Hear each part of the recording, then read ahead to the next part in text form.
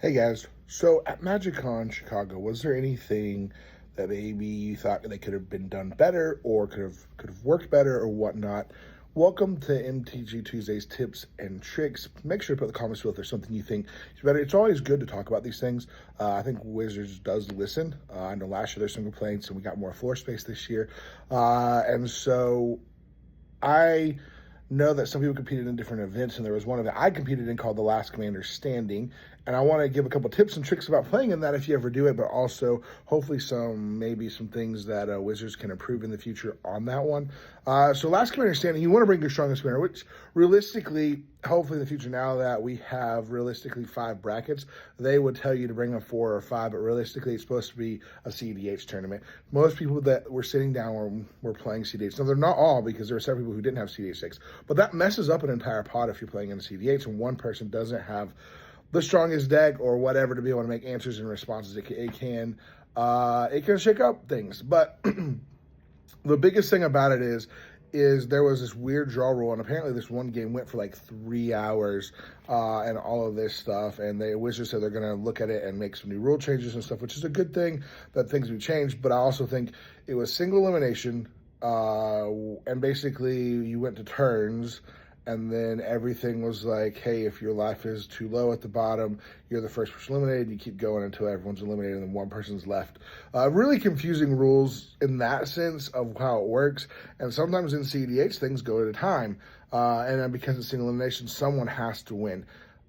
That is what I would change if you're doing Last Commander Standing, is I would, instead of it being single elimination, rounds of 3 rounds probably, cut the top 16 if there's a way to do that, or even cut the top 32 or 64 if you need to. Cut the top 64 and then run 3 more rounds after that as well. Something like that is in my opinion, like a way to do it, similar to like what you get in CDH tournaments and stuff like that. And then allow for draws. So you run a 75-minute time limit, and there's a chance for a draw. And then you just get points for a draw, 3 points for a win, no points for anything. And you also, if you lose, are just not done. So I got lucky, got a, a bye. So I got a win and put into the next round. And then I ended up losing in the second round. And our game almost went to time, though, because of how it went. Like, we were on time. Like, we were on turns. And the guy ended up winning on turns and everything. So if not, it would have went through the whole, and I would have been the first person out. Even though I was playing Kinnan, I had used my life as a little bit of a resource for some stuff to try to get ahead and all this stuff. But it was fun.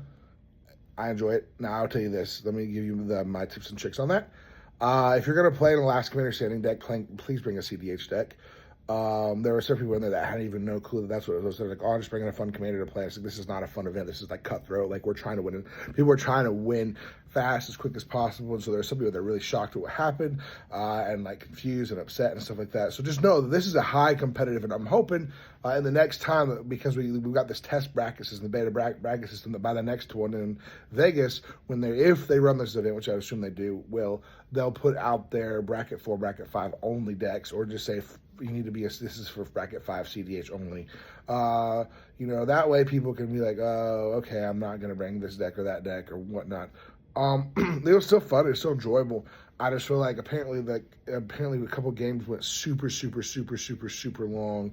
Both nights, like the thing started at 4:30 in the afternoon. It was supposed to get done at 9, and I think both Friday and the Saturday they didn't get over until like close to midnight on them, or even after midnight. I can't remember the exact times, but I was told that they both went really, really long because of how it went. The first day there was a lot of confusion, and then the second day. So my only thing is hopefully that we can get that a little bit cleared up, clarified. And I know there's a lot of events, a lot of people going, and a lot of things going on. But working a Last Commander event can be crazy, especially where things tend to go to long times in draws. Sometimes things can go quick, sometimes things can go to draws in those. And allowing people to go to a draw would be nice and everything. But let me know in the comments below, did you play in the Last Commander event? How do you think it went? What would be better? Are there some things that you think could be improved? We're not bad. I'm just saying that there's always, when any event goes on, there's always room for improvement for things. I believe that, that was one of the big ones, was a little more clarification, a little bit better, so people understand what kind of deck level they should be bringing into these pods and stuff like that. Again, because they had just released the whole bracket system like a week or two before, there wasn't time to implement it into this thing and telling people this is what kind of decks you're looking for. So for the next one, hopefully we get that. But there we go. Thank you guys for speaking. As always, we'll see you next time.